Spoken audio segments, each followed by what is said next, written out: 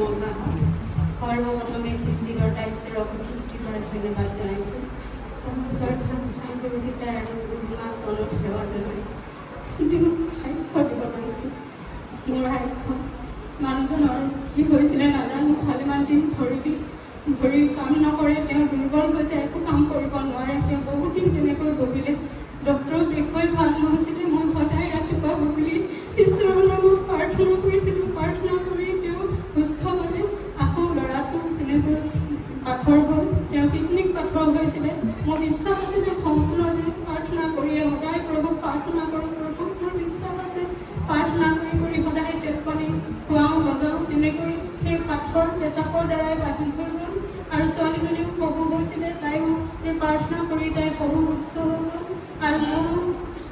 মোৰ ভৰিত এটা প্ৰভু বহুত কষ্ট পাই আছিলোঁ ভালেমান দিন ভুগিলোঁ প্ৰাৰ্থনা কৰোঁ সদায় ৰাতিপুৱা গধূলি প্ৰাৰ্থনা কৰি তেলপানী লগাই সম্পূৰ্ণ সুস্থ হ'লোঁ দিবলগীয়া দায়িত্ব বহুতো আছিল ঈশ্বৰে জানি আছে ক'ৰবাত যদি ভুল ত্ৰুটি কৰিছে সেইখিনি ক্ষমা কৰিব আৰু পাপ স্বীকাৰ আছে